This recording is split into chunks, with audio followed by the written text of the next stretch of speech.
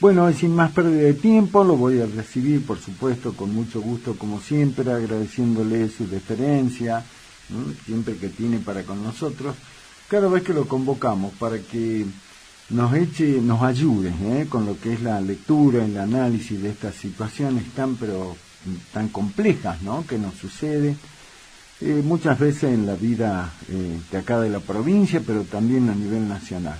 Como les adelanté cuando presenté el programa, lo vamos a recibir al doctor Abel Cornejo. Doctor Abel Cornejo, ¿cómo le va, mi amigo? ¿Cómo está?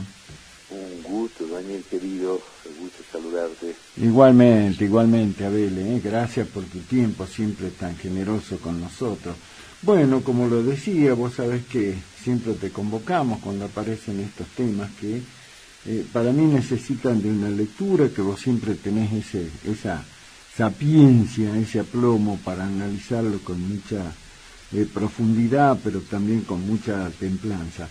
Yo le decía a la audiencia, me preocupa esto, ¿no? Hoy 30 años de aquel atentado contra la AMIA, sigue el reclamo de justicia para la gente de la AMIA, pero sobre todo esto que dejó desde el gobierno iraní y que se refleja en el Teherán Tribune, donde hay algo que dicen, ¿no?, desde ahí. En su momento nosotros vamos a actuar, vamos a obrar, como dice la venganza un plato que se come frío, vamos a ver cuándo reaccionamos frente a la posición que adoptó la Argentina, dicen Abel, no Milei, respecto de lo que es este alineamiento tan claro, tan firme con Israel y que cae muy mal para Teherán, que dice, bueno, nosotros actuaremos en consecuencia. Tenemos que preocuparnos por la posibilidad de un nuevo atentado ante esto, te lo digo así muy de una, Abel, para que resuelvas esta pregunta tan compleja. Bueno, siempre cuando aparecen este tipo de cosas, hay que recordar que en un periodo muy corto, en un espacio de tiempo muy breve, ocurrieron 2 atentados en la Argentina. Primero el de la embajada, claro, y después el de la AMIA. Ninguno de los dos esclarecidos. Nunca entendí tampoco por qué, más allá de que el mayor atentado terrorista de la historia argentina, el de la AMIA, pero es como que se dejó de lado el de la embajada. De la embajada. ¿En qué sentido te digo esto? Quería contar una anécdota que a mí yo nunca pude revelarla. Cuando fue el atentado de la AMIA, yo era defensor oficial del juzgado federal. Llego cerca del mediodía a mi casa, yo volvía después de almuerzo a trabajar, y volví a almorzar, serían aproximadamente las 2:15 de la tarde, y había un programa de Andrés Percivale con Graciela Alfano, un programa ómnibus, un magazine de la tarde. Un pasatista. Sí, pero se daba información política, por ahí se invitaba, era como un remake, si se quiere, de Cordialmente del Pinocho Marico, ¿no? Pero nada más, bueno, el Pinocho es inigualable, ¿no? Sí, pero claro. ¿qué me queda de ese programa?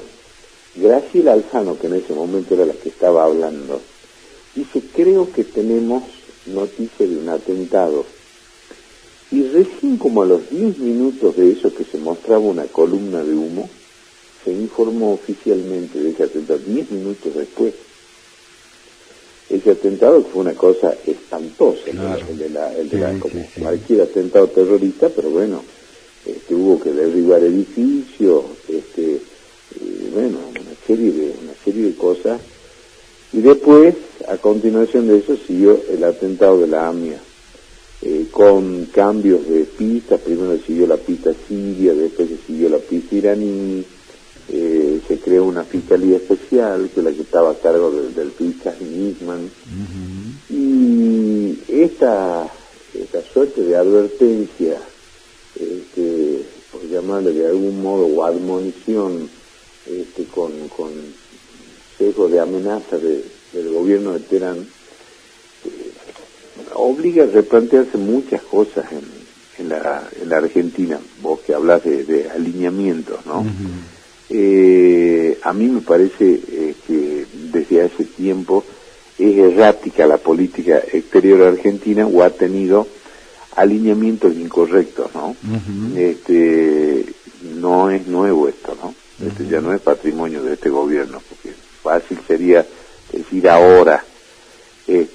Ahora hay algo que es mucho que no se entiende, que es, por ejemplo, el cambio de la embajada desde Tel Aviv a Jerusalén, algo que es resistido, porque ya sabemos que Jerusalén es la ciudad de las tres religiones, una ciudad milenaria.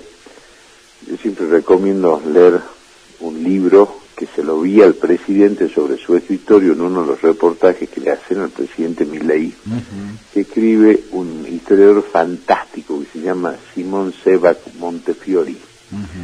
Él escribe la historia de Jerusalén. Bueno, ahí se entiende, si Milei leyó ese libro escrito por Sebag Montefiori, debería darse cuenta por qué sería inconveniente cambiar la sede de la embajada, que era un deseo que tenía Trump en su primer gobierno y que después retrocedieron, ¿no?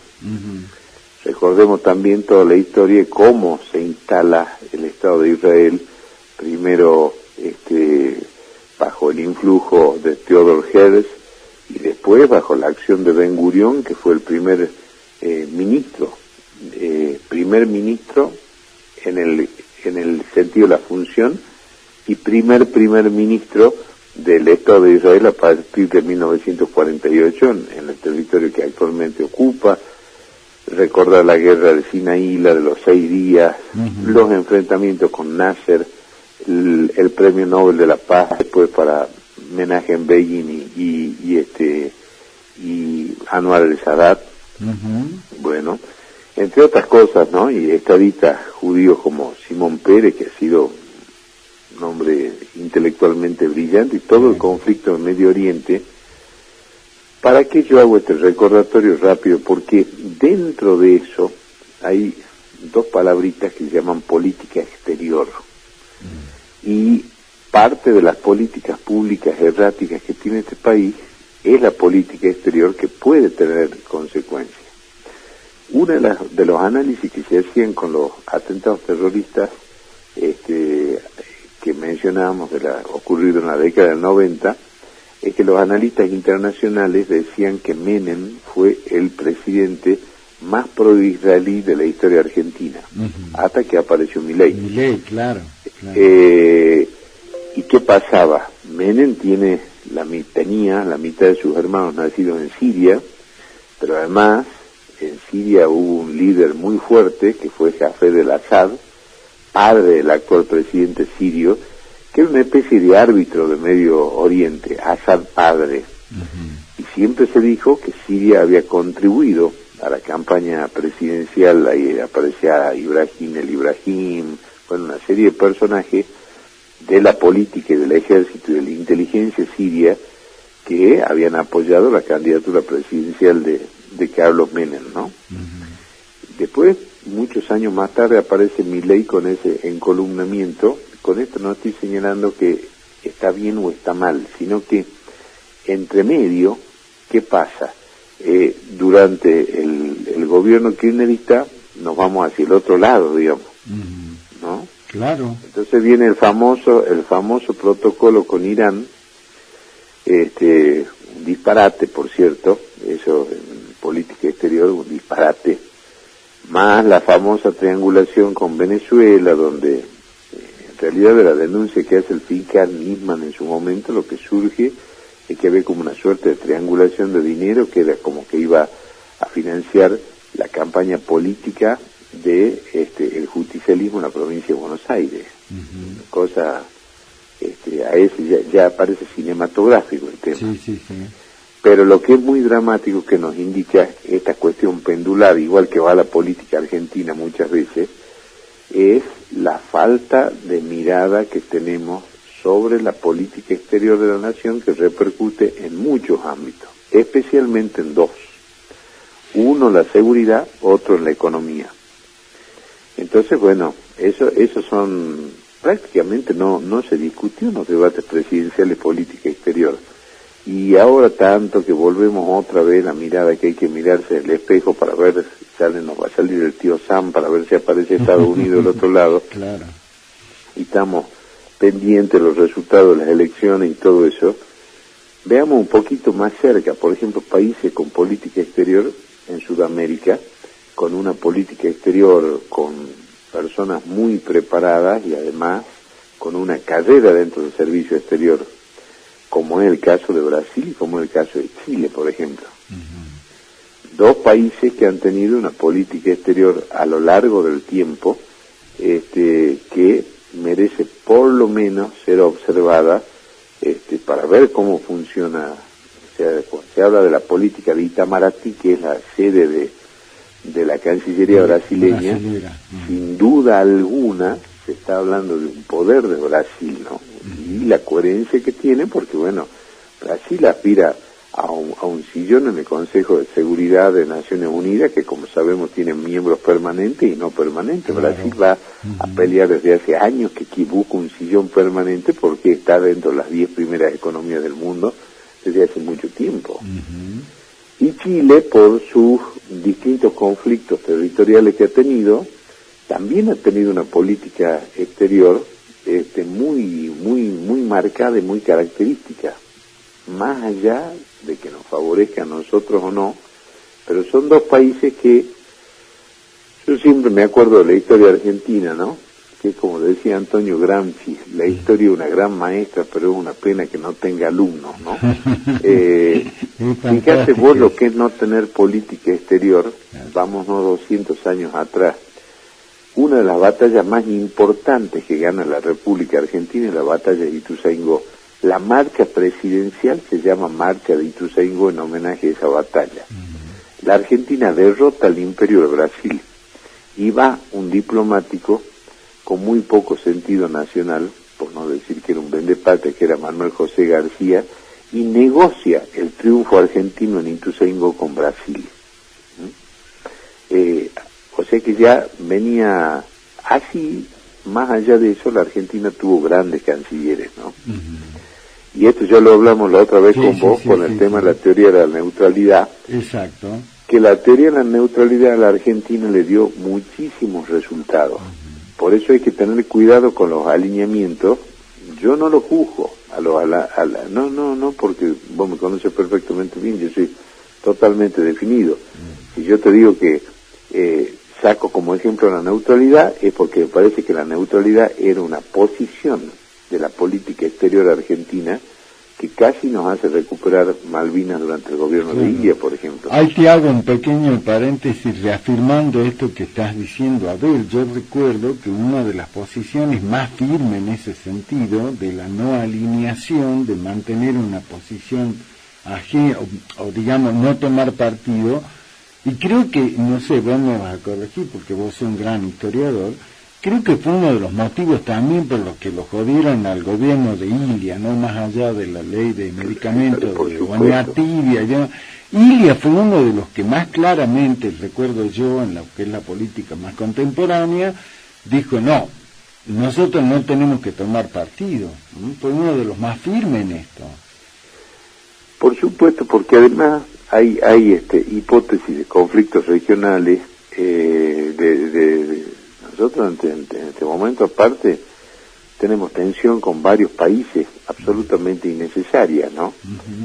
Y de golpe aparecemos otra vez como una hipótesis terrorista porque, claro, si en la cosmovisión del mundo árabe, que para eso yo también recomiendo un libro que se escribió hace más de 20 años de Samuel Huntington, que es de origen judío, un sabio, que se llama El choque de las civilizaciones. En el choque de las civilizaciones uno entiende cuáles son las prioridades occidentales, pero cuáles son las prioridades orientales. Entonces las prioridades orientales no es que estén bien o estén mal, son sus prioridades de una parte del mundo que es la más poblada. Ahí tenés India, ahí tenés la China, ahí tenés Pakistán, ahí tenés Sri Lanka. Bueno, entonces son países países africanos como Egipto. Entonces hay que ver también que el mundo árabe, más allá de ser un mundo fascinante, pero tiene una cosmovisión totalmente distinta a la que tenemos nosotros. Ahí se produce el choque de las civilizaciones. Entonces, las alineaciones es donde hay que tener en cuenta, en primer lugar, qué es lo que le conviene a los intereses nacionales, y a partir de ahí tomar una posición. Yo recuerdo que la vez pasada lo tocamos este tema, también por alguna otra circunstancia, pero lo trajimos a colación y vos fuiste muy claro en esto, y a mí me quedó, y yo después, como aprendo siempre cada vez que charlo contigo, Abel, yo lo comentaba en mesa de amigos, con colegas y demás, respecto de esto que vos dijiste en su momento, el tema de que la Argentina tiene que alinearse política o ideológicamente con algún país o lo que sea, no es un tema que parte solamente de la decisión personal del presidente, es un tema de Estado y por lo tanto tiene que discutirse en el Congreso. Vos lo dijiste muy claramente, pero para mi ley parecería que esto no, la Argentina y lo dice la Constitución además, ¿no? Ah, bueno, ahí está, peor. Pero para mi ley parece que dice, la Argentina soy yo, por eso la amenaza del gobierno de Irán, de Teherán, no dice mi ley, nosotros nos vamos a ver cómo reaccionamos contra mi ley, sino dice contra la Argentina, y ahí me parece este tema de un extremo muy grave. A ver. Y bueno, lo que pasa es que volvemos también al análisis anterior. Vos de golpe, ante dos enemigos irreconciliables, que tienen posiciones absolutamente definidas y en una instancia, si se quiere, dramática, de escalada de tensión en Medio Oriente, te estás colocando en la línea de fuego del conflicto, porque, a ver, ¿cuáles serían hoy las prioridades de relaciones exteriores de la Argentina en la situación actual del país? Punto uno, fortalecer el Mercosur. No lo estamos haciendo. ¿Por qué? Por las relaciones comerciales particularmente que tenemos con Brasil. Exacto. Con Brasil estamos en una situación de tensión que duró años y, hay que decirlo, particularmente fogoneada por gobiernos militares esa tensión. Esa tensión se superó, fue una de las grandes cosas, de los grandes aportes que hizo un canciller muy inteligente que hubo en Argentina, que fue Dante Caputo en la época de Alfonsín, aprovechando la buena relación que había primero entre Alfonsín y Tancredo Nede, que muere Tancredo antes de asumir la presidencia, y después viene el presidente poeta que es José Sarney, pero Sarney hizo una enorme contribución a la normalización de las relaciones.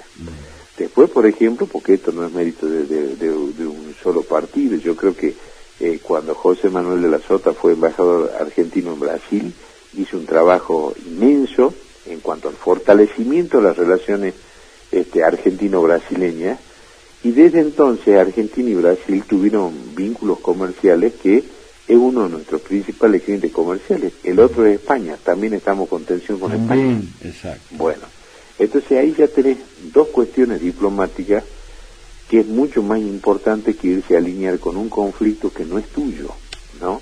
Entonces ahí viene ese viejo dicho español que al comedido y al entremés le sale todo al revés, ¿no? Exacto. Hay un amigo haciendo un paralelismo, si se quiere, con esto, nada que ver, pero me animo a hacerlo porque charlo con vos, mi querido amigo. Dice, yo en pelea de perro grande no me meto. Claro, bueno, y aparte son peleas que vienen, son disputas donde se juegan otros tipos de intereses, claro. Pero más allá de grande o chico, que está bien ese parangón, digamos, pero lo fundamental es cuáles son los intereses nacionales urgentes. Y si el país está en esta situación económica y tenemos la recesión que tenemos, y lo que hay que urgente para salir de la recesión es fortalecer la industria y el comercio nacional y la producción argentina, lo que tenemos que empezar a pensar es cómo vamos a hacer para producir más barato y vender mejor, punto uno. ¿Quiénes son nuestros socios tradicionales? Y cuidado que en los socios tradicionales, también ya lo hablamos, aparecen gigantes que es el cuento del almacenero que no pide carne de afiliación a quien entra a comprarle una bolsa de azúcar, pide vender. Exacto. Entonces ahí en Oriente se te aparece India, se te aparece la China, el mismo Pakistán. Bueno, entonces son países con los cuales nosotros tenemos que tener relaciones comerciales fluidas por la posibilidad que significa para las exportaciones argentinas. Ahora, perdón, Abel, en ese punto hay tantas contradicciones, ¿no?, en las que entra Milei, porque recordemos que él habló siempre y dijo que lo más importante era que nosotros como país tengamos la mayor cantidad de ingresos posible para poder equilibrar la balanza comercial, para esto, para aquello, pero no podés hacer eso y a la vez romper relaciones con todo, con los que no te caen bien. Es como vos acabas de decir, el almacenero no le pregunta, che, ¿de qué partido sos para venderle la harina o el azúcar? Y sin embargo, Milei ahí se contradice de manera permanente, al menos yo lo veo así, a ver. Bueno, está esa contradicción y está la otra contradicción, que es que volvimos de cabeza al capitalismo financiero, ¿no? Al capitalismo productivo. Claro. Entonces, ahora tenemos 47 millones de tratadistas de economía, como somos los argentinos, pero no es lo mismo opinar de fútbol que de economía, ¿no? De economía hay determinados lineamientos. Yo creo que esta política actual en ningún país del mundo, yo lo dije muchas veces, se la aplica. Mucho menos tener como política de Estado la paralización de la obra pública, que es uno de los dinamizadores más espectaculares de la economía. Ya vimos qué está pasando con el tema de paralizar obras, como el gasoducto, por ejemplo, llamado Néstor Kirchner, que nos dejó sin gas, a donde pegó en el sector más pobre de la República Argentina, el noroeste argentino. Claro.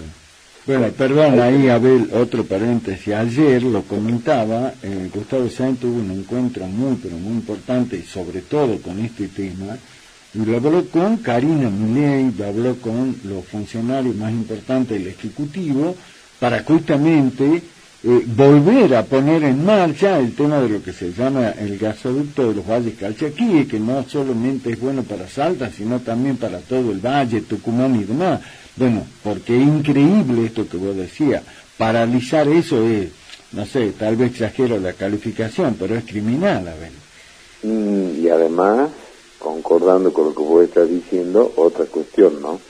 No es que venimos de tener una infraestructura modelo, ningún país resiste paralizar el mantenimiento, el sostenimiento y la construcción, porque es una rueda que gira permanentemente de su infraestructura. Pensar que el país puede dejar o paralizar la obra pública y que la infraestructura empiece a crujir, tenemos un caso que es, el otro día averiguaba por casualidad, me comentaba el senador por Rosario de la Frontera, el tema del trayecto que hay entre Metán y Rosario de la Frontera. Una de las cuestiones que se presentan ahí, que eso va más allá de la obra en sí, es que parece que hay un sector donde hay que expropiar, de acuerdo a los proyectos técnicos que hay. ¿Cuánto tiempo te demanda solo eso? Entonces, mientras tanto, es lo que yo siempre trato de señalar, en el medio está la gente. Claro. En el medio sigue siendo una ruta más, una de las más peligrosas del país, y además el corazón productivo de Salta, con impacto en nuestra vecina provincia de Jujuy, porque para ir a Jujuy no hace falta recordárselo a nadie, hay que pasar por Rosario de la Frontera y Metán. Entonces, es todas estas cosas. Vos decís, el gobernador se fue y se reunió y se preocupa por el gasoducto de los Valles Calchaquíes, lógicamente, porque todos los gobernadores del norte, y de ahí es que yo apoyé tan fuertemente el pacto de junio, el pacto de Güemes, es que no es que se terminen las obras públicas. A ver, son obras públicas que tienen impacto regional. En una zona donde nos quedamos con el tema de que estas eran provincias ricas, claro, eran ricas antes de la independencia, antes de la Revolución de Mayo, estamos hablando de 200 años atrás. Después cambió el tema. Y ahora hay que sacarse el tema de que nosotros somos ricos, porque la riqueza también traerá el desarrollo tecnológico, te da el abaratamiento y el desarrollo del transporte, de buenas rutas, de todo ese tipo de cosas. Y bueno, entonces eso, ¿cómo se hace? Por eso yo, coincidiendo con esto que vos decías recién, doctor Conejo, bueno, yo en una de mis columnas de hace algunos atrás, yo hablaba de que el pacto de Güemes no era solamente ir a reclamar obras, sino es fijar con firmeza, con solidez, una posición respecto de esta frase que siempre se dice: defendamos el federalismo, pero en este caso el pacto de Güemes lo reafirmaba desde el concepto, no sé si llamarle ideológico, pero sí muy firme, en que tiene que ser política que se desarrolle de esa manera, en el pensamiento fundamentalmente de quienes gobiernan la región, pero también que lo entiende el gobierno nacional, ¿no? Y aparte trazar una línea divisoria, complementando lo que vos estás diciendo, Daniel. A ver, volvamos a la gente, que es lo único que importa. Exacto. Que la gente somos todos, sí, exacto. ¿no? Bueno, entonces a partir de eso, yo creo que sería Argentina año verde, eso, pero hay que tratar de luchar para que eso ocurra. Hay determinados intereses de la provincia que no pueden entrar en la arena política de pago chico, entonces descalificarlo al gobernador por querer hacer el pacto, bueno, todo ese tipo de cosas.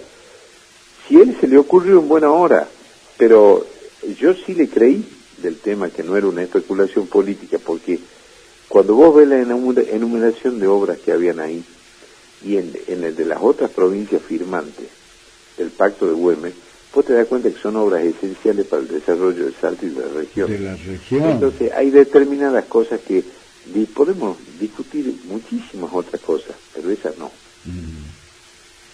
Esas hay que trabajar por el famoso proyecto del Norte Grande, que deje de ser declamativo y hechos, no palabras. Entonces, bueno, los hechos son, no por eso lo vas a encumbrar o no al gobernador. A mí me parece que eso es realmente gobernar, o sea, más allá de que haya sido o no tu idea, si vos estás convocando a todos los sectores a algo que es por el interés superior de la provincia, no tenés que dudar en apoyar esas cosas.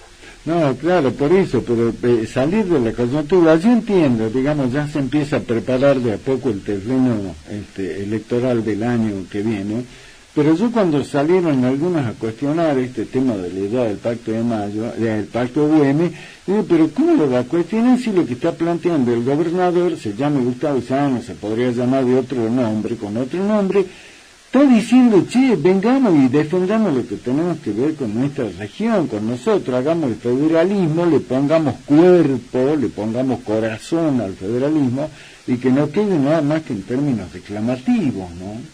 Aparte, motivos para diferenciarte puede tener miles, pero cuando aparecen los intereses superiores de la provincia, yo insisto, que son los intereses de la gente, son los intereses de la producción de Salta, son los intereses de una provincia en marcha, en desarrollo, en todo ese tipo de cosas, bueno, en eso hay que poner el hombro y ir para adelante. Exacto. Hay ejemplos, no nos vayamos muy lejos, ¿no? Hay ejemplos dentro del propio país. Córdoba es una provincia, por ejemplo, que la intendencia de la capital cordobesa no siempre tiene el mismo color político que el del gobierno provincial. Y sin embargo hay acuerdos marcos en materia de obra que se pueden realizar justamente por eso. Mendoza otro caso. Entonces, cuando yo creo que están los interiores superiores de la provincia, eso no puede caer en discusión menor ni en especulaciones, sino bregar justamente para que eso se haga. Y será mérito de todos, por otra parte. Pero claro, son, como decimos, ¿no? Pasar al terreno de los hechos concretos. Para cerrar un poco este tema, te lanzaba esa pregunta terrible cuando iniciamos la charla, doctor Conejo. ¿Tenemos que esperar un nuevo atentado frente a esta amenaza? Digo yo, ¿por qué amenaza concreta? Esperen, ya vamos a ver cuando nosotros vemos cómo hacemos para responder a este alineamiento tan claro de Argentina con Israel. ¿Será que habrá que volver a poner todos los sistemas en una alerta permanente, mirar para atrás permanentemente? ¿Cómo lo analizás a eso? A ver. Mira, a mí siempre me toca ser poco diplomático, Danielito. Bueno, pero eso es lo bueno. Si vos, o sea, en términos históricos, los atentados a la embajada y a la AMIA ocurrieron hace menos de un segundo, ¿no? Sí. Y vos ya tuviste esos dos mega atentados, quiere decir que sos una hipótesis dentro de lo que son las amenazas al terrorismo, que el terrorismo no tiene frontera, no tiene color, no tiene país, van y en donde se les ocurre lo hacen. Entonces nunca debimos haber bajado los brazos en ese sentido, más allá de estos avatares, de los alineamientos, todas esas cuestiones. Y vos me dirás qué tendrá que ver el caso Loan con esto que estamos hablando. Claro. Bueno, ¿qué tiene que ver? Que, por ejemplo, a raíz de la desaparición de ese niñito, es como que se corrió un velo, debemos con la parte de la improvisación y parte de la corrupción, como se manejan algunos temas claves. Ahí estamos hablando de un crimen multinacional o transnacional, como es la trata de personas, pero otro crimen transnacional es el terrorismo. Entonces, ¿qué pasa? Nombramos algunas unidades del tema del terrorismo, qué sé yo, y yo insisto en el Pacto Federal de Seguridad, que tiene que haber una sola fuerza que se dedique precisamente a ese tipo de delitos, y por supuesto que hay que tomar los recaudos, porque nosotros tenemos una permeabilidad de frontera, donde a mí también me sigue preocupando que en ese tema se siguen designando funcionarios que no tienen técnica ni profesionalmente la formación necesaria para estar el tiempo que sea necesario, sí, más allá de quien esté en el poder. No, por eso, pero vos lo planteaste muy claramente la vez pasada cuando hablamos. Vos dijiste, yo tengo la idea de hace mucho, que la vengo planteando, que es crear una unidad federal con competencia federal, con todo, independiente, con todo el equipamiento, con todo el apoyo del Poder Ejecutivo, del Poder Judicial, nada más que para investigar este caso. Me pareció brillante. Ahora yo me sigo preguntando hasta ahora, y ahora te lo vuelvo a decir a vos, ¿no te llamaron de ningún lado a Abel con esa idea, más allá de que la idea sea de Abel Cornejo? Nadie te dijo, che, doctor, vení, vos que has tenido un paso tan importante en todos los ámbitos de la justicia nacional y provincial. En donde siempre he tenido muchísimo eco es en la prensa, en los medios. Ahí sí, después nunca nadie menciona para nada. Pero que nadie escucha lo que decís. Y cuando fui ministro de Seguridad, sí, y eso, como se decía antes, en tribunales consta en acta, sí consta en acta del Consejo Federal de Seguridad que yo fui, pues yo lo planteé eso. Por otra parte, esa fuerza tiene que tener un sentido moderno, no es que tiene que haber una sucursal de esa fuerza en cada pueblo del país, no. O sea, geopolíticamente hay enclaves en materia de seguridad que son paradigmáticos, digamos, la triple frontera, nuestra frontera norte, la hidrovía, el puerto de Buenos Aires, Ezeiza. Bueno, esos son lugares, por enumerarte, porque hay algunos más, entonces tampoco es que tiene que ser una fuerza tan numerosa, tiene que ser una fuerza absolutamente bien paga, bien equipada, con un altísimo nivel de profesionalización, y además, bueno, tiene que hacer permanentemente análisis e investigación criminal para ser realmente una buena colaboradora del Ministerio Público y de la Justicia, porque claro, de eso se trata. Seguimos sin definir, no sé por qué. Salta empezó como experiencia piloto y le va muy bien en el orden federal en ese sentido, que el acusatorio únicamente funciona a nivel federal en Salta y Jujuy. Se hizo el amague primero con una gran puesta en escena del ministro Cunio Libarón, y después parece que al ministro Cunio Libarón le cortó la sotana y le quedó corta, porque dice que el que maneja el Ministerio de Justicia es un amigo, un asesor presidencial y no el ministro. Y mientras tanto el acusatorio, ¿qué pasó? es que el acusatorio ya se instalaba en Rosario. Claro, cuando fue a Rosario le explicaron, eso no se puede un día para el otro, lleva un tiempo. Claro, ahora Tienen la Santiago... experiencia de los fiscales federales de acá de Salta, que todos estarían en condiciones de encabezar y liderar ese proyecto de capacitación, precisamente porque en Salta y Jujuy ya está funcionando eso hace mucho tiempo, y ellos pueden perfectamente, con la experiencia que tienen, ser las personas indicadas para poder capacitar. No es que todo viene por Buenos Aires. Bueno, en eso nosotros estamos mucho más adelantados, es increíble, pero es así. Ahora, qué bárbaro, claro, todo ahora el que va a tener un superpoder por encima de Cuniel y Barón, inclusive parecería que de la propia Bullrich, es nada más que Santiago Caputo, un asesor del presidente, que bueno, en fin, este gobierno de Milei deja mucho. Lo que vos decías de esto, volviendo al tema de esa agencia, llamarle organismo, como quieras, para que se ocupe de este tema, ¿no?, de lo que es el caso Loan, y yo inmediatamente hacía un paralelismo y decía, me hace acordar a la lucha que tuvo J. Edgar Hoover cuando intentaba crear el FBI, diciendo, pare, no podemos seguir así, tenemos que crear una agencia federal con competencia en todo el país. Más o menos esa sería, ¿no?, la lucha que habría que hacer. Esa es la lucha que hay que hacer. No es tan difícil, no es tan caro, sino que hace falta decisión, porque parecería ser que desde hace mucho tiempo esta parte, y repito, estos no son problemas actuales de este gobierno, sino temas que se vienen dando a través de los años. No puede ser episódica, espasmódica ni coyuntural la seguridad. Es un tema que requiere un alto nivel de profesionalismo y capacitación, y tener una política de Estado que dure en el tiempo, porque no es que se puede. Yo me acuerdo que después que fueron los atentados de la embajada de la AMIA, la ciudad de Buenos Aires, los objetivos judíos eran más o menos como zonas artilladas, ¿no? Había una serie de claro, ya se puso la vigilancia después de los atentados, pero un día se desarmó. Y allí quedó. ¿Por qué se hizo eso? Si ya habíamos tenido eso, y porque es que si ocurre una vez no va a ocurrir nunca más. Bueno, a nosotros nos ocurrió dos en un breve lapso entre uno y otro. Exacto. Entonces, en las condiciones actuales, son cuestiones que hay que preverlas, hay que prevenirlas, y para eso también sirven las relaciones internacionales, ¿no? Claro, pero estamos en condiciones, mirá lo que siempre, bueno, para eso te llamo, para meterte en problemas, doctor Cornejo.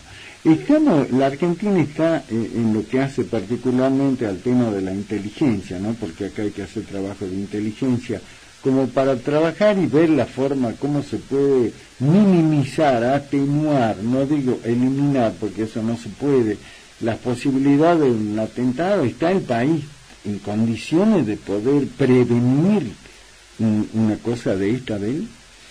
No está en condiciones, y fíjate vos que con el tema inteligencia venimos desde el último gobierno de Cristina Kirchner, que nunca se supo bien qué es lo que pasó ahí, cuando aparece la figura tenebrosa de Estiuso en escena, y se descodificó. Siguió el gobierno de Macri con problemas de inteligencia. Vino Alberto Fernández, ni hablar, y ahora volvemos, ya no se va a llamar más AFI, vuelve a llamarse CIDE, y se la divide en 4 secciones a esta nueva CIDE. Claro. Y desgraciadamente, apelando al libro, pero vamos a periodistas argentinos, Tato Ñang, el periodista, escribió hace unos años un libro que se llama Código Estiuso, que es imperdible, ¿no? Bueno, y ahí está toda la historia de los servicios de inteligencia argentinos, pero cómo se utilizan para hacer espionaje político interno. Sí. Cuando en realidad la función que tiene que tener, está el famoso tema de los gastos reservados, ilimitados e irrevisables, esa comisión bicameral que ni siquiera cuando matan a un fiscal federal fue eficiente, digamos, para control de los organismos de inteligencia del Estado. Y después las divisiones que existen entre la inteligencia dependiente del Poder Ejecutivo con la inteligencia que tienen las Fuerzas Armadas y los organismos de seguridad. Y a eso le subimos una frutilla en el postre, que son los temas que no entran en debate del gran público, desgraciadamente, pero la Oficina de Escuchas Judiciales está bajo dependencia de la Corte Suprema de Justicia de la Nación. ¿Vos me podés explicar qué país del mundo serio la Oficina de Escuchas Judiciales puede depender de la Corte Suprema? ¿Qué tiene que ver la Corte Suprema con eso? La Corte Suprema es el máximo tribunal de justicia. No es un organismo dedicado para escuchar a ver qué hacen los demás. Y hay que recomendar una película vieja sobre la famosa Stasi, que era la policía esa tenebrosa que había en Alemania, en la vieja Alemania oriental. Exacto. Una película que se llama La vida de los otros, donde ahí se ve, ¿no?, todo este tema, toda esta injerencia, como llaman ahora los sótanos de la democracia, pero bueno, esta división que yo veía vos estás creando una nueva CIDE y ninguna de las cuatro dependencias tiene un organismo que haga inteligencia antiterrorista, por ejemplo. Fíjate, en cualquiera de los medios está cómo se divide la nueva CIDE, y a ver, te felicito si encontrás un organismo específico sobre eso.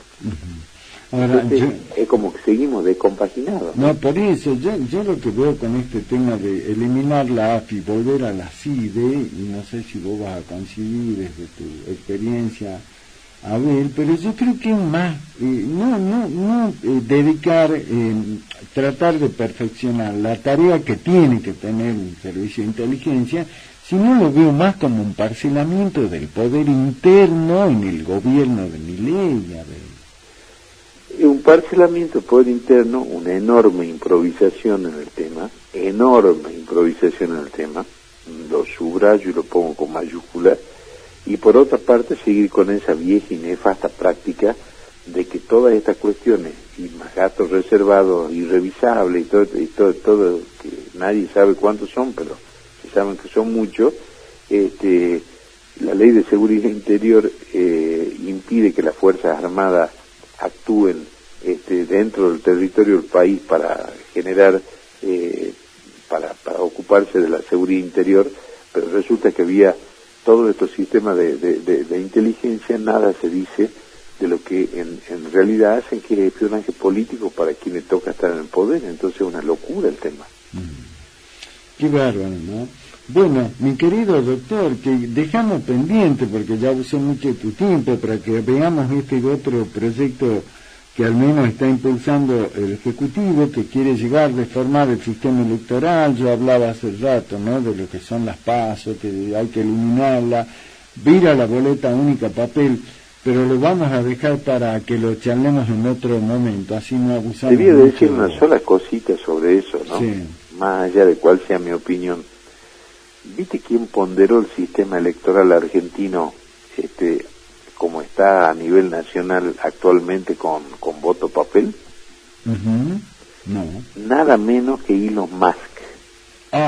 Una de las personas más admiradas por el presidente. Un gurú. ¿Sabés qué dijo Elon Musk? Sí. Ojalá tuviésemos este sistema en los Estados Unidos. Padre de la tecnología actual. Claro. O sea, ¿cómo te explico? Está publicado eso, ¿no? No, claro.